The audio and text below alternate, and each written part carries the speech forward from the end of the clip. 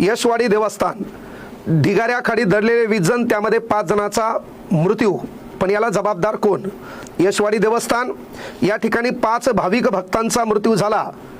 याला जबाबदार पहिल्यांदा कोण असेल तर बांधकाम ज्याच्याकडे दिलंय तो कॉन्ट्रॅक्टर. याला जबाबदार आहे त्या ठिकाणचा इंजिनियर. याला जबाबदार आहे त्या ठिकाणची जी मंदिरातली कमिटी. तुम्ही म्हणसाल का? तर आपल्या इकडं बांधकाम चालू असेल तर छताच्या खाली बल्ले असतात. 15 दिवस छताला बरोबर पाणी द्यावं लागतंय, कारण आपण भीतो.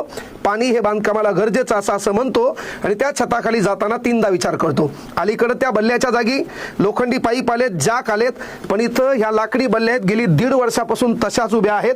मग 1.5 वर्षापासून तुम्हाला इथं वरती बांधकाम करायचं होतं तर त्या कमिटीचं काम होतं याच्या बाजूला एखादा पडदा गुंडाळावा, बाजूला एखादा दगड ठेवावा, त्या दगडावर लोक उभे राहिले पाहिजे आणि त्यांनी आतल्या मंदिराचं मुखदर्शन केलं पाहिजे. पण तुम्ही इथं हलगर्जीपणा केला आणि या हलगर्जीपणामुळे 5 जणांचा निष्पाप बळी गेला. त्यामध्ये आमचे मित्र आहेत आकाश. अलीकडं नवखा तरुण उद्योग व्यवसायाला लागला होता, तोही आपल्यातून निघून गेलाय.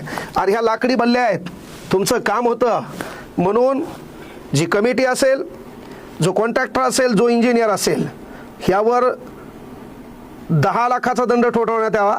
ह्या प्रत्येकाकडून पैसा काढून या मयतांच्या कुटुंबाला तो देण्यात यावा आणि हे व्हायलाच पाहिजे. प्रशासकीय मदत वेगळी असावी, पण महाराष्ट्रातल्या प्रत्येक प्रशासकीय यंत्रणेला माझी कळकळून विनंती आहे की या महाराष्ट्रामध्ये जे बी धार्मिक स्थळ असतील त्या धार्मिक स्थळाचं जे बांधकाम असेल त्या बांधकामाची चौकशी करा. त्यानंतर ज्या ज्या कमिट्या असतील त्यांची देखील चौकशी करा.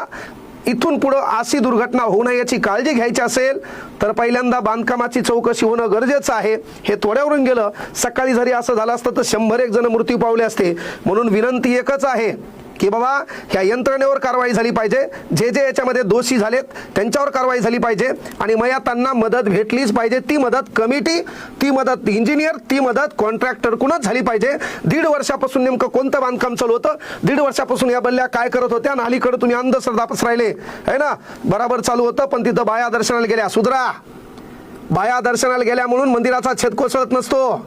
जरासा सुपीक डोक्यात नापीक विचार बंद करा. त्या ठिकाणी झालं काय तर बांधकाम चुकीचं असेल, त्या ठिकाणी ह्या बल्ल्या कुजल्या होत्या, त्या काढणं गरजेच्या होत्या, त्याला नवीन सपोर्ट देणं गरजेचं होतं आणि एवढंही असेल तर कमिटीचं काम होतं. हे दर्शन तुम्ही तात्पुरतं बंद केलं असतं, बांधकाम होईपर्यंत बंद ठेवलं असतं तर देव कोणीकडेही जाणार नव्हता. तुमचं काम आहे, तुमच्या हलगर्जीपणामुळे नाहक गोरगरिबांचे 5 लोक मरण पावलेत, त्यांची भरपाई तुमच्याकडून झाली पाहिजे. कारवाई प्रत्येकाकडे झालीच पाहिजे.